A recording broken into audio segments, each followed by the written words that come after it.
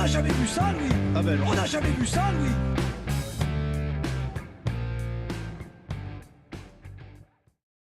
Bonjour à tous, nouvelle semaine, donc nouvelle émission. Ça commence à en faire un paquet, je crois que c'est la 17e si je dis pas de bêtises. Oh là là. Ouais, ça commence à faire un paquet de fois que vous nous écoutez tous les mardis. Aujourd'hui, Julien Castagnet est avec moi. Julien, bonsoir. Ami Trésiste, bonsoir. Idriss Hamada est aussi avec moi ce soir. Idriss, bonjour, bonsoir. Shalom, salam, salut. Bonsoir tout le monde.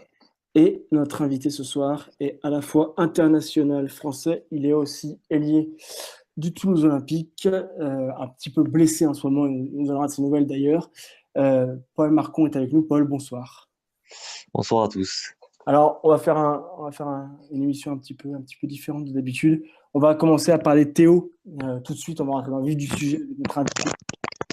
Ce début de saison, le match de ce week-end face à Bradford notamment, on parlera aussi forcément de l'échéance qui arrive. Théo va jouer à Ernest Vallon face au Wolfpack. Ensuite, on fera l'interview de Paul. Et puis ensuite, on continuera l'émission. Alors ce soir, on va forcément parler encore Elite 1, Elite 2, Super League, avec un très gros match des Dragons. On l'a déjà débriefé, mais on reviendra un peu dessus, et puis aussi sur le reste de la journée. Et puis, la NRL, ça approche la reprise. Julien, ce soir, on verra 3 équipes. On présentera 3 équipes. Oui, c'est bientôt, c'est 2 semaines. C'est ça.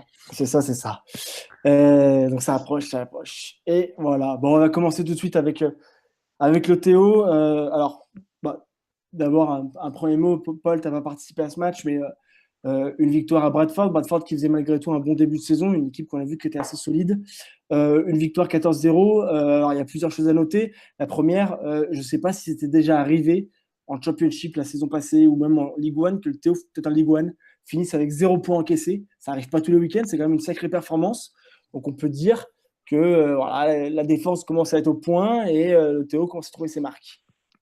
Ouais, c'est ça. On est axé sur la défense depuis quelques mois, depuis toute l'intersaison. Donc c'est vraiment un gros point qu'on travaille tous les jours, chaque semaine. Donc du coup, ça fait énormément plaisir cette victoire à Bradford de 14-0. Ça veut dire que on commence vraiment à rentrer en place et à monter en puissance. Et quand on voit que quand on voit les Wolfpack qui arrivent avec 5 victoires d'affilée, je pense qu'il va falloir être très solide en défense pour pouvoir gagner le match ce week-end. Ouais. Alors justement, ça m'interloque un peu qu'on parle de cette défense parce que on va revenir au premier match de la saison à Leaf où tu as participé d'ailleurs, où tu as Ouais. joué. Et le message un peu de Sylvain après le match, c'était la défense n'est pas encore au point, on a changé de système, voilà, il y a encore des lacunes en défense, etc. Et là, 0 point encaissé face à Bradford, très gros match en défense. Qu'est-ce qui s'est passé en 4 semaines, quoi? Mais c'est pas en 4 semaines, c'est plutôt en 3 mois. Tous les joueurs commencent à comprendre ce que veut le coach. Et puis, comme il y avait pas mal de nouveaux joueurs, on commence vraiment à se trouver autant défensivement qu'en attaque. Donc, ça fait plaisir. Faut pas s'avouer, faut pas dire que tout est bon. Je pense qu'il va encore avoir des choses à travailler. Et voilà. Et le but, c'est qu'on monte en puissance. La saison, elle va être longue et que ça va être dans les derniers mois qu'il va falloir être parfaitement et en défense et en attaque. Donc là, pour l'instant, on est vraiment sur l'aspect défensif. On voit que ça a porté ses fruits ce week-end. En plus, c'était des conditions compliquées avec pas mal de pluie, j'ai vu. Donc non, c'est bien, ouais, c'est bien. On continue sur cette lancée et j'espère que ça le fera contre Toronto. Ouais. Justement, on va parler un peu de Toronto. Alors, un énorme match déjà parce que c'est Toronto et que c'est l'équipe favorite. Alors, on a vu qu'ils ont été bien accrochés cette semaine. Ce week-end, ils ont failli perdre. Ouais, j'ai regardé le match contre Jasbury. Ouais, ils étaient menés 16-6 à la 65e, 60e, quelque chose comme Ouais. ça. Ils étaient loin derrière. Bon, finalement, ils gagnent quand même. Donc c'est un énorme match parce que c'est Toronto et parce que c'est Ernest Vallon. Jouer à Ernest Vallon, qu'est-ce que ça représente pour toi, pour les joueurs du Théo, pour le club, d'aller jouer dans ce stade? Déjà, c'est un stade mythique à Toulouse. C'est bien sûr le stade du Stade Toulousain. Donc, nous, on est très contents de faire ce match. En plus, c'est contre Toronto. À chaque fois qu'on joue Toronto, c'est des très gros matchs assez spectaculaires avec des beaux essais.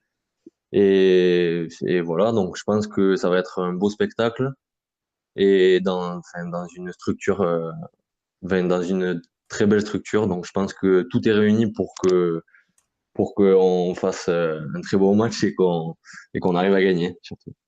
Ouais, c'est ça, c'est l'important, ça serait d'arriver à gagner. Et en plus de ça, alors, je sais pas si on peut parler de revanche, mais si le Théo Oui, si le Théo est pas en Super League cette année, c'est en partie à cause de Toronto et d'un certain match avec un certain essai. Voilà, il y a eu, on en a beaucoup parlé de l'essai de Catton Bourne, qui d'ailleurs, pour l'instant, n'a toujours pas de club.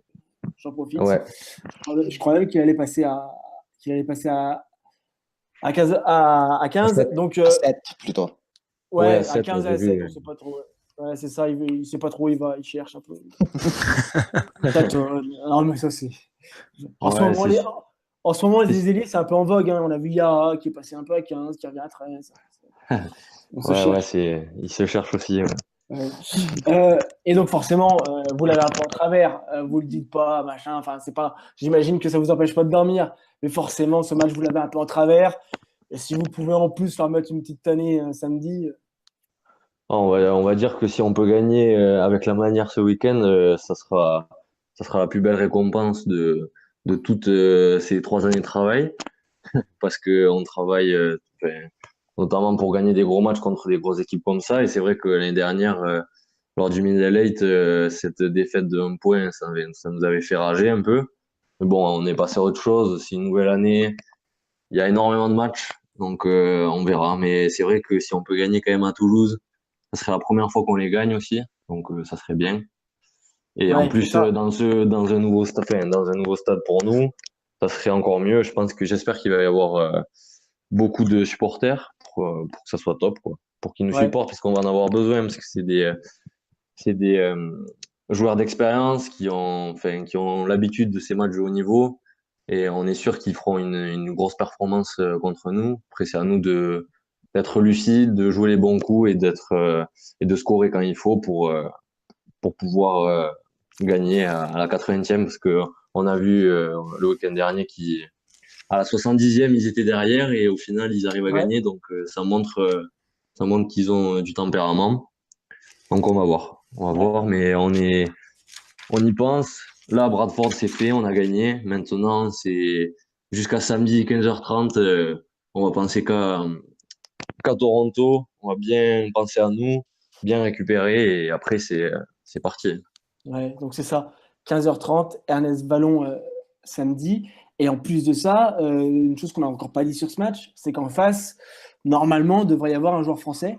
Ouais. Il a pour l'instant joué tous les matchs, souvent remplaçant, titulaire la semaine d'avant, il me semble. Gadwin Springer.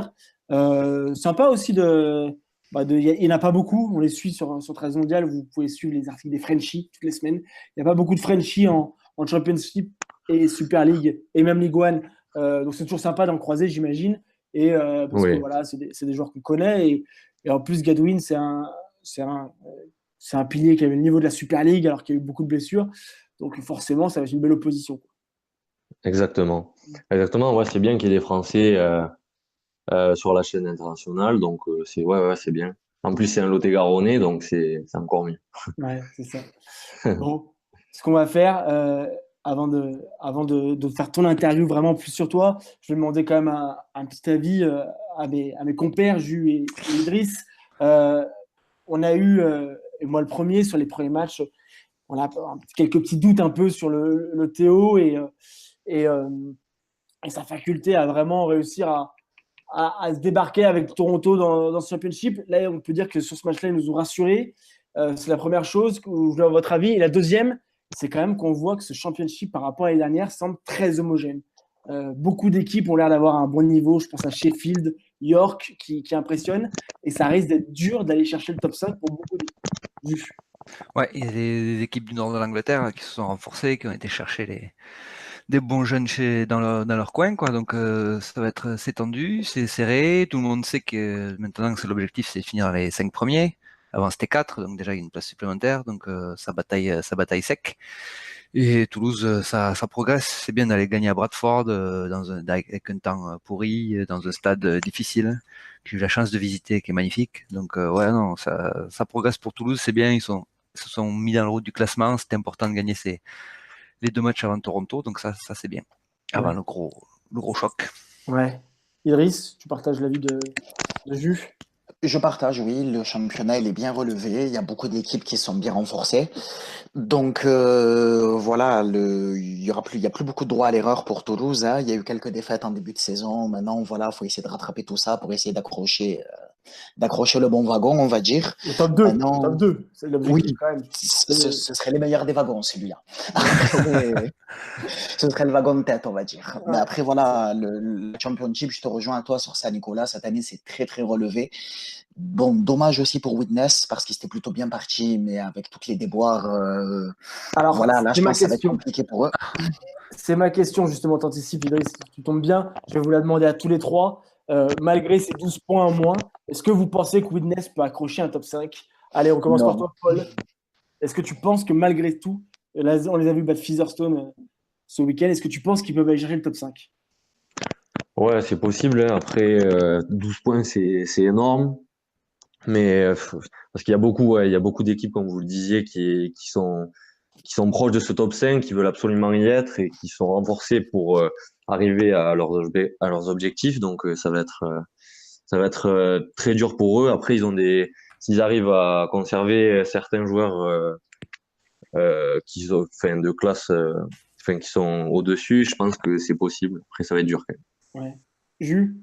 Non, je pense pas. Déjà, ça fait beaucoup, et en plus, on voit là, ils commencent à perdre quelques joueurs, donc peut-être qu'ils y croiront à un moment donné, ils seront pas trop loin, mais je pense pas que ça fait trop de retard, quoi. Ouais. Idriss? Non, trop de retard. Ouais, Trop de toi? retard, trop de joueurs qui sont en train de partir. Ça risque d'être trop compliqué pour eux, malheureusement. C'est Ouais. dommage parce qu'honnêtement, je pense que sans ça, ils auraient pu, c'était largement de leur corde. Ouais, je pense que moi je suis assez d'accord. Je pense qu'ils finiront allez, à la septième, quelque chose comme ça. Ils iront chercher une septième place parce qu'ils sont quand même, je pense encore, ils resteront meilleurs que quelques équipes. Mais c'est vrai que je pense que ce sera un petit peu juste. Bon allez, avant de te libérer, Paul, on va se passer à ton interview. Quelques petites questions. Et la question traditionnelle, Paul, pour commencer, bah, c'est un peu que tu nous fasses ton parcours de joueur de rugby jusqu'à aujourd'hui. Par où t'es passé, qu'est-ce que tu as gagné, etc. Allez. Alors, j'ai commencé à Tonnes en minime 2. Alors j'ai fait en cadet, j'étais au pôle Espoir à Carcassonne, en jouant toujours à Tonnes. Après, je suis parti au pôle France à Toulouse et j'ai joué à Tonnes jusqu'en junior 1. Donc, j'étais en élite 2 avec Tonnes. Et ensuite, on a été champion de France et on a gagné la coupe avec les juniors. Ouais. J'ai fait 2 matchs avec Villeneuve 13 parce enfin les 2 clubs étaient en alliance. Du Mhm. coup, j'ai fait 2 matchs en élite avec eux et ensuite je suis parti au Toulouse Olympique. Au Toulouse Olympique, la première année, on a gagné la coupe et le championnat en junior et en senior. J'étais avec les juniors, moi. Ouais. Je suis passé par le centre de formation du Toulouse Olympique, où j'ai pu faire mes études et continuer à jouer au rugby. Et là, j'ai fait la case avec les Broncos. J'ai joué en élite 2 avec Julien, d'ailleurs. Avec plaisir. Et ensuite, on est monté en élite. J'ai fait 1 an et demi avec l'élite et ensuite, j'ai intégré le groupe professionnel avec le Toulouse Olympique. J'ai fait un match en Ligue 1 et ensuite j'ai fait les 3 saisons. On est à la 3e saison de Championship, voilà. Ok. Et on a Euh, gagné le Shield il y a 2 ans. c'est ça, exactement. C'est ça. Tu es un peu touché, un peu blessé à la côte. Comment ça va déjà et quand est-ce qu'on va te revoir sur un terrain? Ben alors ça fait 3 semaines là que j'ai été touché à la côte pendant le match de Witness. J'espère le plus rapidement possible. Là, j'ai encore des douleurs, donc avec le staff, je suis pas encore sur le terrain. On fait beaucoup de préparation physique pour le moment, et avec le staff médical, on essaye de soigner cette vieille blessure le plus rapidement possible. Du coup, j'espère dans 2 semaines. Dans 2 semaines, ça serait bien, ouais. Ouais. Ok. Donc, Julien, ouais. on te le souhaite. Julien, une question pour ton ancien coéquipier. Ah bah du coup il m'a tendu la perche, je vais faire le vieux joueur, tu vois, qui se glorifie un petit peu. Qu'est-ce qui était mieux, de jouer avec moi ou contre moi? Parce que tu as joué aussi contre moi. Je vais dire avec toi. Je vais dire Ah avec ouais, toi. ça fait passer une sale après-midi, je me souviens. Ouais, ouais, ouais. Il Le jeu de pleuvait. Vas-y, C'était vas-y. compliqué. J'étais à l'arrière. Ah C'était ouais, le jeu de compliqué. Marcon à l'arrière, il fallait lui apprendre un peu à se placer. Alors, racontez, c'est quoi? T'avais eu un jeu au pied exceptionnel ce jour-là, Julien, Ah j'imagine. bah, de la pluie, de la boue, je sais plus, il y avait eu, je sais pas combien ils avaient fait de renvois sous les poteaux. Alors, on n'avait pas gagné, on avait gagné 14-10, un truc pourri, mais on a mis le ballon dans l'embut pourri, dégueulasse. Ouais, c'était Truc c'était chiant un pour les match arrêts. affreux, ça. Idriss, une petite question pour Paul. Alors, en dehors de Julien, est-ce qu'il y a un joueur qui t'inspire, on va dire, qui t'inspire et de qui tu t'inspires aujourd'hui pour être l'ailier que tu as en ce moment? Alors, c'est bête ce que je vais vous dire, mais l'année dernière, on était avec Sam Rapira. Et en termes enfin, humainement et sur le terrain, j'ai rarement vu quelqu'un d'aussi enfin, au top. Vraiment, il était toujours là pour nous, et sur un terrain, il faisait tout le temps les efforts enfin, tout le temps, il était là pour l'équipe H24, quoi. C'était impressionnant. Donc déjà, enfin, humainement, j'aimerais être enfin, ressembler à lui, quoi, parce que c'est vraiment une très belle personne. Et ensuite, après, niveau jeu, j'aime bien Josh Adokar, l'ailier des Storms, Ouais. parce que ça va très vite, et c'est vraiment, enfin, c'est vraiment un très bon joueur, quoi. C'est un très bon finisseur, il relance très vite, et j'aime bien ce joueur, ouais. Au On va niveau dire. capillaire, c'est plutôt Mamo que Ouais. Et ça, Ah non, il s'est coupé les cheveux, il s'est coupé Ah les oui, j'ai cheveux. vu, oui. Quelle Ouais. catastrophe. T'es tout seul. Ouais. non, Rive-Curin, sinon. Ah, il s'est coupé les cheveux aussi, Ah ouais, Risquera. Il s'est ils coupé les cheveux. Ouais. se sont Et- tous inclinés, on ne peut pas porter cette coupe. Ouais. Ouais, c'est ça. La marquons. Euh, Paul, aujourd'hui, vous êtes en championship, vous ratez la montée l'an passé. Est-ce qu'aujourd'hui, avec un peu de recul, tu te dis, fais chier, on rate un truc, on n'est pas passé dans la Super League, on pourrait jouer en Super League avec les meilleurs cette année? Ou est-ce que tu dis, au final, c'est peut-être pas si mal qu'on soit encore une année en championship parce qu'on n'était peut-être pas forcément prêt en termes de groupe, d'histoire, d'institution, et que c'est pas mal qu'on fasse une année de plus en championship? Ouais, enfin, je peux pas vous dire que j'étais pas déçu de pas jouer en Super League cette année, parce que c'était quand même notre objectif. Après, on s'est remis en question, on a fait les choses ensemble pour que, ben, cette année, justement, on loupe pas le coach. Et donc, du coup, enfin, après, ce qui est bien, c'est qu'on a pris ce middle eight, ça nous a appris énormément. Et enfin, jouer contre des équipes de Super League, que ce soit en Angleterre ou en France, et en plus, on a réussi à en gagner 2, donc c'est bien quand même. On grandit, et alors j'espère que cette année enfin, on a tout fait pour monter. La saison elle est longue, j'espère que de match en match on va s'améliorer, et que sur la fin de la saison, lors des playoffs, on sera au top, on sera à 100%, et comme ça on pourra jouer en Super League l'année prochaine, parce que c'est notre objectif en tant que en tant qu'équipe, pardon, et aussi individuellement. Voilà. Allô? Allô?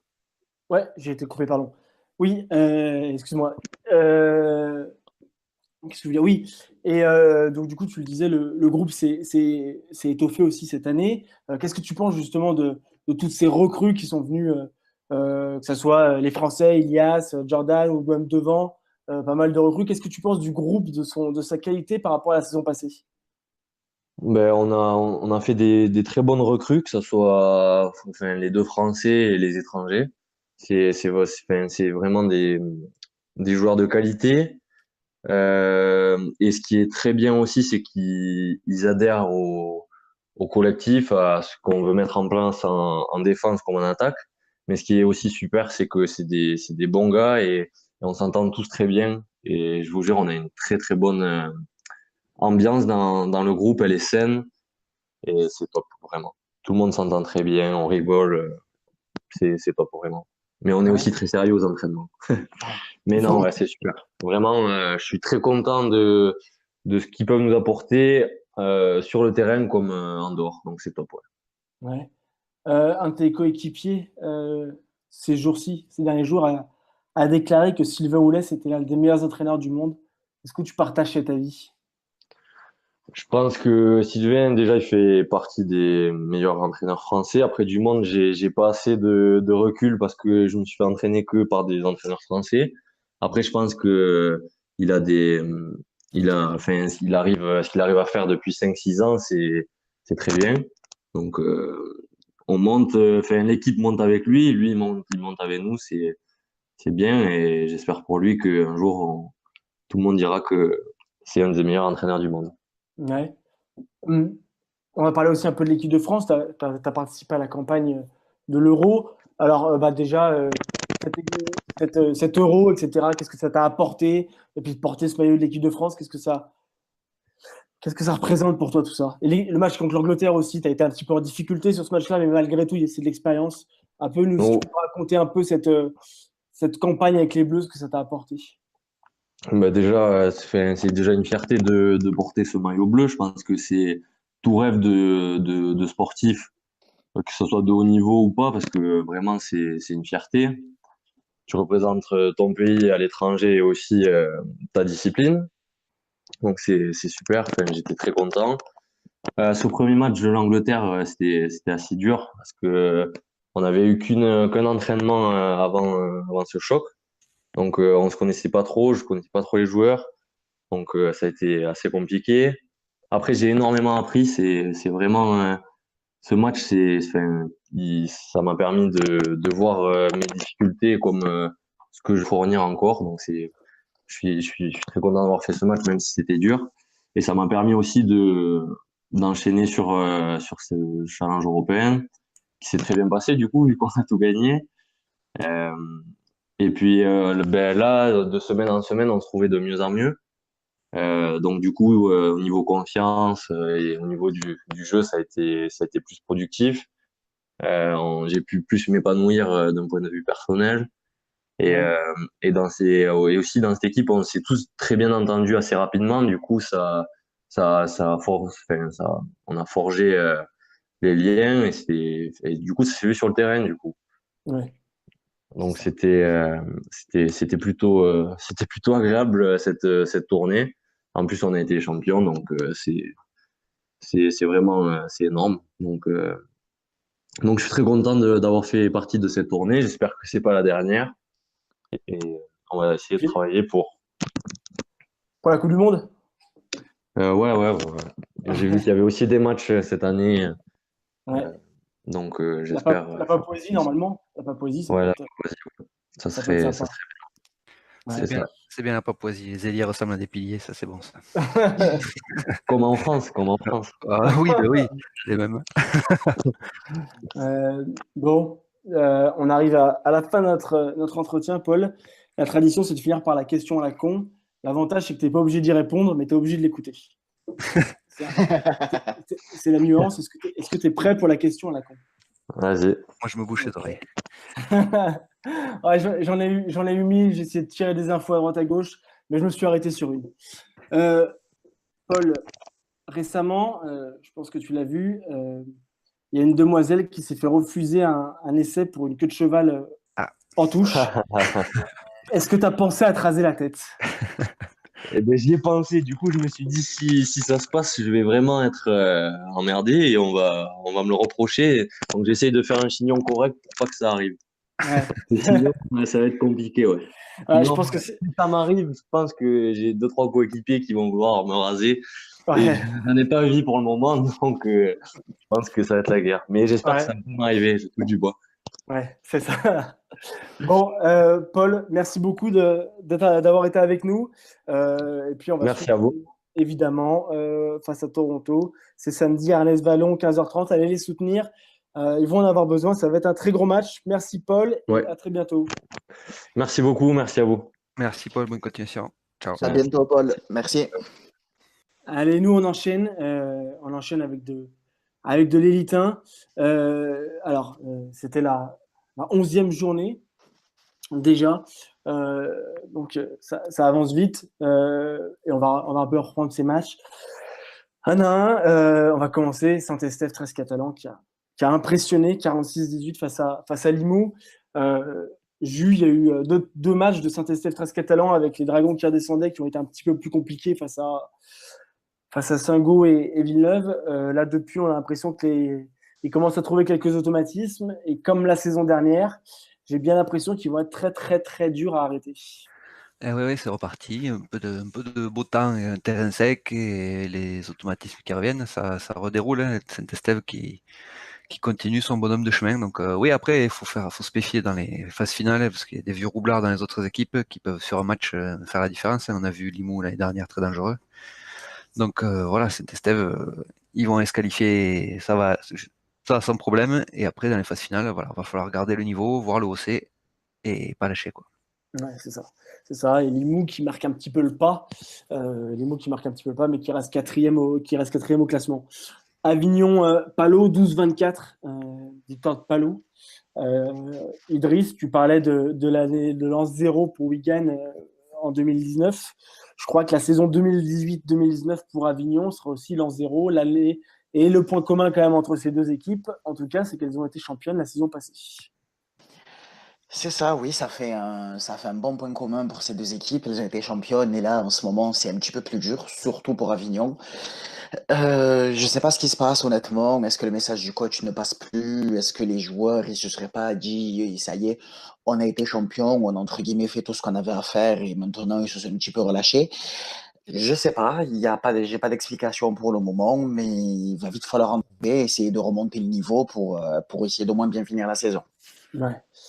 Et par contre, Palot qui du coup se relance un petit peu et vu que derrière il y a des matchs qui ont été perdus à droite à gauche, Palot qui est au final pas si loin de jouer la qualif et qui est pas si loin de la qualif et qui va jouer du coup la qualif pour la fin de saison. Alors est-ce qu'on peut parler de surprise? Je sais pas. Villeneuve qui inflige une très très lourde défaite à Albi 40-8.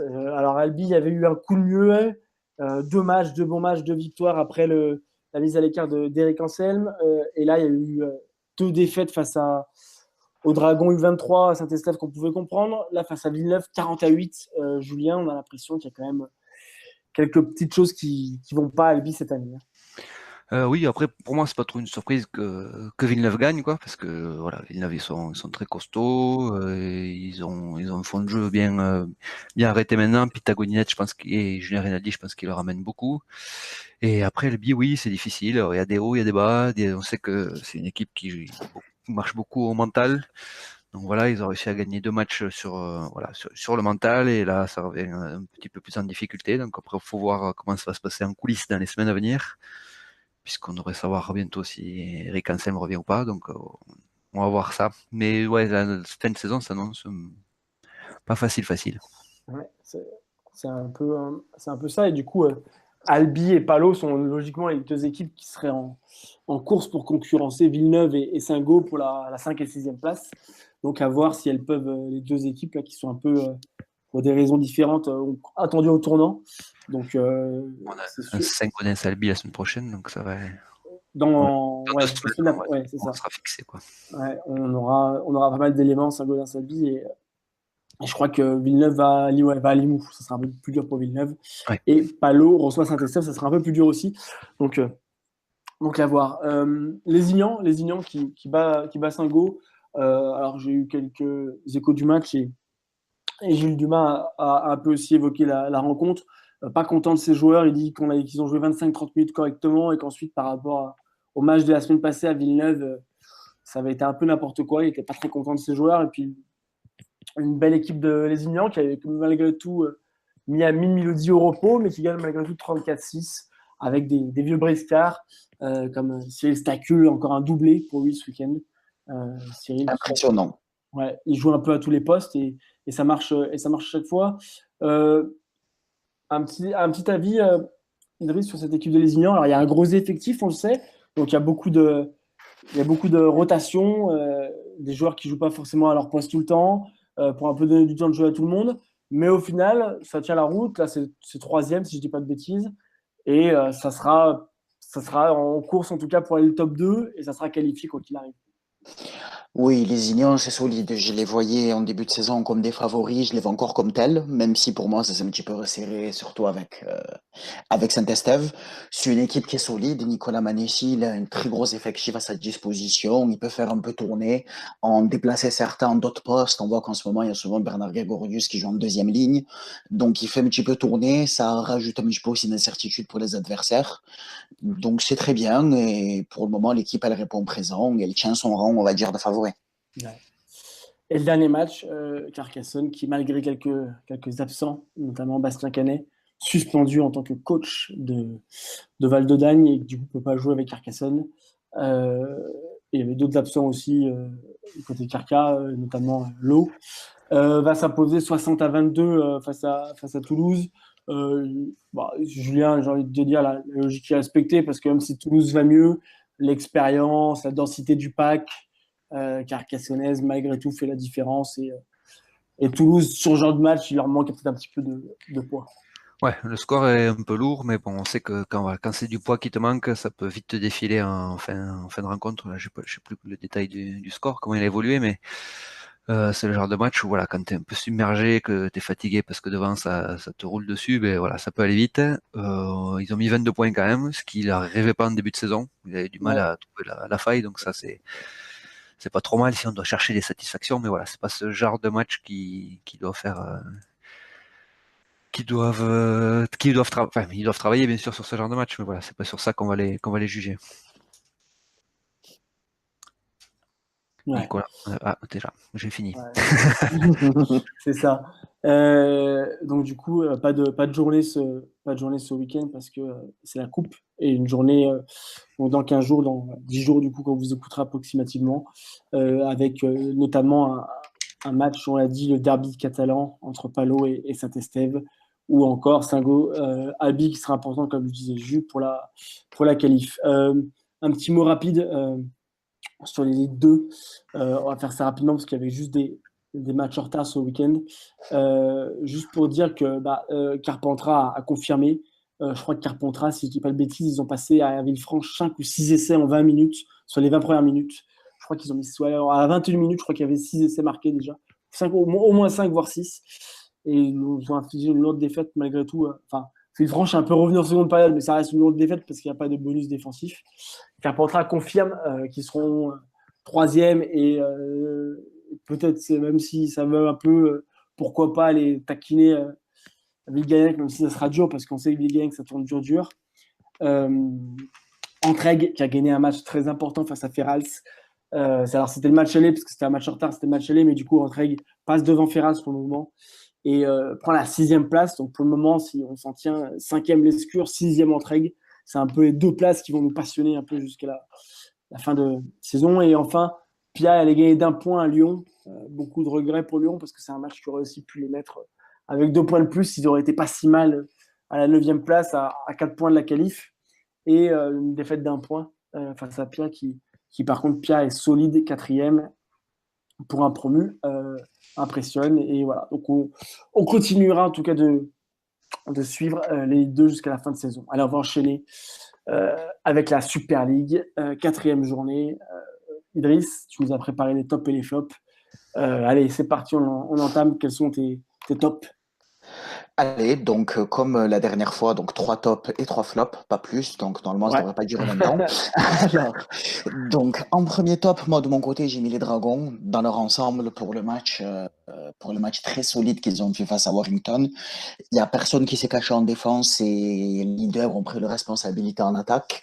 Donc franchement, c'est on va dire le match référence de ce début de saison. Espérons que ça permettra d'enfin lancer la saison du côté des Dragons pour pouvoir répondre présent et être présent au top. Ensuite, en deuxième top, j'ai mis Londres, donc les Broncos. C'est une belle surprise parce qu'ils ont battu Wigan à domicile. Ils ont quand même fait tomber deux équipes alors qu'on ne les attendait pas trop pour le moment, les Broncos. Disons qu'ils arrivent à s'adapter au rythme de la Super League. Et je pense que tout le monde les enterrait, les voyait un petit peu derniers, mais je pense qu'ils ont leur mot à dire. En tout cas, ils ont montré qu'ils se battront jusqu'au bout et c'est déjà ça. Ensuite, en troisième top, Castleford qui impressionne depuis le début de la saison. Tout avait pourtant mal commencé entre la blessure de Gale, les embrouilles internes, tout ça. Mais au final, ils répondent présent encore, encore et encore. Donc je pense que ça va être un prétendant très sérieux au titre final. Il faudra vraiment les compter avec eux cette année. Ouais. Julien, tu partages chez Top ou tu avais d'autres top à ajouter Top, j'aurais mis Fage aussi, qui Ouais. s'arrête pas de faire une bonne début de saison, donc ça continue, encore une bonne performance, encore une victoire de Saint-Helens, donc ça fait plaisir pour Théo. Ouais. Ça fait plaisir pour lui, oui, c'est clair. Même si, Idriss, ton petit protégé n'est plus sur le terrain et joue en championship. Danny Richardson. Voilà, on sait que tu es déçu, Idriss. Mais la presse anglaise, et notamment plusieurs, faut retrouver, on a mis un petit article en ligne là-dessus. La presse anglaise ne tarit pas d'éloges sur Théo Fage et notamment un journaliste qui écrit pour tous les sites spécialisés a dit, en gros, il y avait certains qui faisaient un peu de polémique sur le fait que Théo soit à la place de Dani sur le terrain, mais que quand on voyait le match une fois de plus de Dani, il pouvait pas y avoir de Théo, pardon, il ne pouvait pas y avoir de polémique parce que Théo était tout simplement un super joueur. Et voilà. Et je crois que ça fait plaisir de voir ça parce que c'est un Français qui, dans ce début de saison, les franchises sont pas forcément à la fête en Super League. Donc c'est cool de voir Théo à ce niveau-là. On souhaite qu'il fasse une super saison et qu'il conserve son poste de titulaire. En top, je mettrais quand même moi aussi LFC qui enchaîne une deuxième victoire de suite. Déjà qu'ils n'avaient pas gagné le match depuis au moins 15 ou 16 matchs. 2 victoires de suite. C'est top pour LFC. Tes flops En dernier petit top, quand même, je mettrai aussi Tom Johnston pour Wakefield, qui a été encore impressionnant face à Leeds. On n'arrête plus. Ouais, 3 essais en 10 minutes, c'est énorme. On n'arrête plus. C'est pour moi un des tout meilleurs ailiers de Super League en ce moment. Il est énorme. Quand tu sais le temps que ça prend après l'essai, le temps de transformer, le temps de te replacer, le temps de jouer le coup d'envoi, le temps d'un peu de remonter, 3 essais en 10 minutes entre la 11e et la 21e, c'est tout simplement hallucinant, quoi. Il a pris le ballon à chaque fois, il a marqué, quoi. C'est impressionnant, oui. Ouais, c'est assez dingue. Tes flops pour cette troisième journée. Je parlais de Johnston, on va rebondir en flop sur Leeds, qui sont pour moi la déception de ce début de saison. Alors, j'ai fait un petit article pour le site où j'ai essayé d'un petit peu leur trouver des raisons par rapport à ces mauvaises performances du moment. Mais bon, pour moi, ça n'explique pas tout. L'équipe prend beaucoup de temps à se mettre en place. Il y a eu beaucoup de recrues, un nouvel entraîneur, mais bon, ça n'excuse pas tout quand il y a des joueurs de ce niveau sur le papier. Ça doit répondre présent sur le terrain, et là, en ce moment, pour le moment, le compte n'y est pas. Ouais. Ensuite, en deuxième flop, j'ai mis Huddersfield, qui eux aussi n'y sont pas, quoi, tout simplement. Pareil, il y a quelques blessés dans l'effectif, mais en dehors de ça, il y a quand même quelques joueurs de qualité. Ils ont récupéré McGillivray, mais pareil, ils n'ont pas existé face à LFC. Ça a été franchement mauvais. Et en troisième flop, je mettrais Salford. Ça a été, on va dire, la déception de cette journée. Pas du début de championnat, plutôt de cette journée. On les attendait face à Saint-Helens. Pour moi, je pensais que c'était un vrai test. Ils allaient pouvoir montrer si on allait vraiment compter sur eux sur la durée ou peut-être pas. Et le test, il a été échoué dans les grandes largeurs, très clairement. Saint-Helens les a dominés du début jusqu'à la fin. Donc à voir. Il faut voir s'ils arriveront à tenir ce rythme-là, le rythme qu'ils ont en ce moment sur toute la saison, ou s'ils finiront pas par s'effondrer. Ouais. Je suis assez d'accord avec toi, mais avant Salford, je ne sais pas ce qu'en pense Jus, mais moi j'aurais peut-être mis Wigan quand même en flop, parce que Wigan, comme tu l'as dit toi, mais bon, peut-être que tu ne les as pas mis en flop, Idriss, il ne faut pas qu'on dise que tu t'acharnes. Oui. Je pense que ça a un peu joué, oui. Tellement content que Londres a gagné. Après, attention, j'ai dit que je les mettais 9e. S'ils continuent à tout perdre, c'est pas 9e qui finiront, mais c'est derniers. Je me trompe aussi. Ouais, enfin, moi j'ai envie de vous dire un truc, vous pouvez prendre note si vous voulez, on est le 4 mars. J'ai quand même l'impression que Huddersfield, s'ils ne sont pas derniers cette année, Oui, c'est clair. ils seront pas loin. Alors, ça sera franchement. Alors après Huddersfield, si je dis pas de bêtises, l'an dernier, ils ont commencé assez poussivement et ça a été un peu mieux au fur et à mesure. Oui, lorsqu'ils Mais ont changé d'entraîneur, ça s'est amélioré. Oui. ouais, mais là, pour l'instant, honnêtement, moi, ce que j'ai vu sur le match contre les Dragons et les tôles qui prennent tous les week-ends, je vois pas comment ils peuvent gagner des matchs cette année. C'est mauvais. C'est mauvais. Ouais, c'est mauvais. Donc, à voir ce qu'ils vont faire. Il y a des absents qui vont revenir, etc. À voir. On va voir. Mais voilà. Juste que tu avais un petit flop pardon, à rajouter. Un flop, un petit flop, mais c'est plutôt un dommage qu'un flop, c'est Morgan Escarré, donc qui donne l'essai de la victoire à Londres. Ouais. Alors qu'il avait la balle pour marquer lui, une petite en avant qui un essai de 100 mètres derrière. Donc voilà, c'est dommage quand on sait qu'il n'a pas joué le début de saison et quand il a sa chance, voilà, la petite boulette qui fait pas plaisir au mauvais moment. Bon, voilà, espérons que le coach va lui refaire confiance quand même et qu'il va rejouer et prouver que voilà, il a le niveau et que c'était qu'une petite boulette. Ouais, c'est ça. Et puis moi, je mettrais, alors je sais pas si c'est un flop, mais parce que du coup, ça s'est transformé en top, mais Hakim Miloudi et Levi Nzongo, qui n'étaient pas encore convoqués avec Hull, et qui du coup ont joué avec Doncaster, mais comment ça s'appelle avec Doncaster, et Hakim a marqué un super doublé, un super essai, un doublé, et il y a un super essai qu'on vous a mis sur le site où il part quasiment de son camp et il passe en revue la défense pour aller marquer. Après, comme pour Morgan, hein, ils sont victimes, on va dire, de cette nouvelle règle des 8 changements, où les entraîneurs préfèrent mettre en gros 4 avant sur le banc pour pouvoir plus facilement tourner devant, que mettre un 3/4, comme c'était le cas pour souvent l'année dernière. Ils sont surtout victimes de cette règle et c'est assez dommage. Ouais, c'est sûr. Mais moi, je pense que, alors ça, tu as raison là-dessus pour Morgan.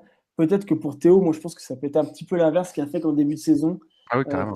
Théo était aligné plutôt que Dany parce que Théo est polyvalent et que si jamais il se passe un truc, voilà, c'est ça. Si jamais il se passe un truc en mettant Théo Fage plutôt que Dany Richardson, tu as plus de possibilités en cas de devoir bouger. Et vu qu'il n'en met pas sur le banc, c'était, je pense, l'idée qu'avait en tout cas le coach de Saint-Élion dans le Brook. Allez, on enchaîne avec la NRL parce qu'on est déjà à la bourre comme d'hab. On n'arrive pas à rester dans les clous. Oui. Allez, il nous restait 6 équipes à voir. Donc, pour finir cette émission, on va en voir 3. On va faire ça rapido. Allez, 3 équipes. Allez, tu peux les commencer par une et puis on donne un peu notre avis avec Idriss sur les équipes. On va faire un petit Manly avec le retour de Deslasler Oberkai, l'entraîneur gourou. Il n'y en a pas beaucoup en NRL, mais il y en a. Et donc avec sa nuque longue, il va essayer de remettre un peu d'ordre dans l'équipe qui a eu du mal l'année dernière avec Trent Barrett, des problèmes extrasportifs. Sur le terrain, une équipe sur le papier qui est pas mal, mais ça marche pas, quoi. Donc cette saison, ils ont récupéré quand même Ken Ailey, le jeune ouvreur de Titan qui a fait une bonne saison, qui est prometteur, qui est jeune, qui pourrait faire le bon complémentarité avec Daly Thierry Evans. À voir. On a perdu Uate et Wright, donc c'est surtout sur les ailes qu'ils ont perdu du monde, mais George Etofua qui s'est blessé l'année dernière revient. Donc une équipe qui change pas trop, mais qui a un nouveau coach, donc voilà, c'est difficile de les voir faire mieux puisqu'ils n'ont pas changé grand-chose. Mais ils sont capables, c'est possible. L'année dernière, ils avaient des gros problèmes en défense, donc à voir comment ça va se passer. Mais bon, je les vois faire un peu mieux, mais pas assez, quoi. Ouais, Idriss, ton avis sur Manly? Je pense que ça va être une saison dans la continuité de celle de la saison dernière et l'effectif, il n'a pas bougé. Bon, après, je pense que c'est pas volontaire de leur part, hein. Ils ont eu un salarié cap un petit peu réduit par rapport à des dépassements. Donc, ils pouvaient pas recruter autant qu'ils auraient aimé recruter. Mais voilà, même s'il y a un nouveau coach, Das Hasler, moi, j'aime beaucoup en plus ce qu'il a fait. Il a fait vraiment du bon boulot aux Bulldogs. Il a gagné un titre avec Manly. Donc, ça vaut, voilà, c'est quelqu'un qui pourrait redresser un petit peu l'équipe, mais je pense pas pour cette saison. Par contre, lorsqu'ils récupéreront un salarié cap complet en 2020 et qu'ils pourront recruter, là, je pense que ça pourra faire mal. Mais là, cette année, non. Ouais. Moi, j'aime pas trop DCE, Delicia Evans, j'aime pas trop. Je suis pas fan de ce joueur, je sais pas pourquoi. J'avais trouvé bien bon. Physique. De quoi? C'est physique. Non, je sais pas, j'avais trouvé bien bon. Je le trouve un petit peu surcoté, moi. Après, il a la capacité de faire basculer un match à lui tout seul. À Ouais. un moment, on ne sait pas quand, il va prendre le ballon, il va voir un trou et faire une accélération, on ne le reverra plus. Quand il avait Donc c'est Foran à voilà, côté, il était très bon. Ils n'ont toujours pas trouvé la bonne combinaison en fait. il n'a pas été mauvais quand il y avait Green aussi l'année où j'ai été en Oui, playoff. c'est Il vrai a aussi. besoin de quelqu'un, on va dire, d'un peu organisateur, un peu posé, pour compenser un peu son côté foufou. Ouais. Maintenant, ils ont Hodkinson qui a un petit peu ce profil-là, mais bon, avec ses genoux en carton, c'est compliqué de jouer toute une saison, donc ça va être dur. Allez, vous les mettez combien? Jules, tu les mets combien? J'ai mis 13. Un petit peu mieux que l'année dernière où c'était 15. Idriss? Je les mets avant-dernier, moi, je les mets 15. Tu les mets derrière les Bulldogs, quoi. Oui, voilà. Ok, ouais, moi je les mets comme Jules, je les mets 13-14. Pas terrible. J'aime pas trop cette équipe, je sais pas pourquoi euh, j'aime pas trop. Ouais.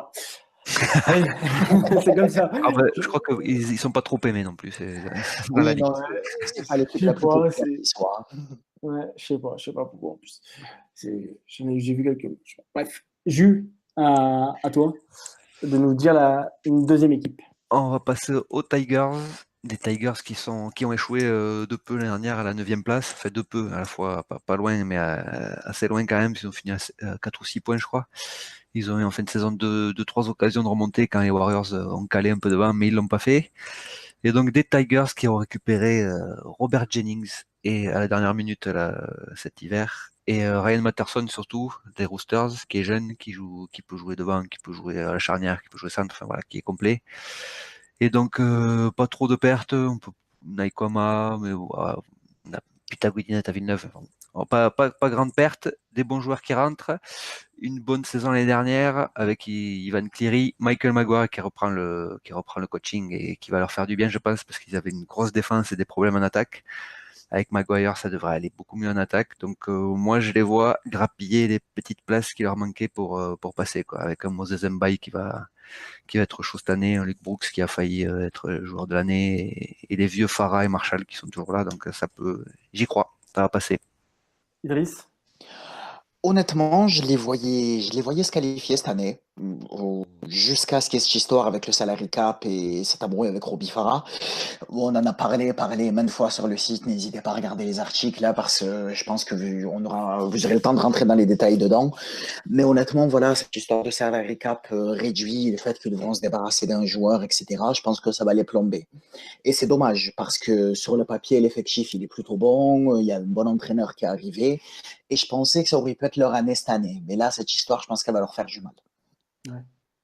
Ouais, moi, à voir. Je pense que ça peut être. Moi, je suis plutôt de l'avis de Jules. Je pense que ça peut faire une saison pas trop mal. À voir comment ça se goupille. Mbaye notamment, qui va être qui est capitaine d'ailleurs. Je crois qu'il a été nommé capitaine. Ouais, tournoi capitaine, oui. Ouais, qui va être un peu ancien des Bulldogs que tu connais bien d'ailleurs. Qui va du coup un peu. Je pense que sa saison va un peu dicter celle aussi des Tigers. Jules, tu les mets combien?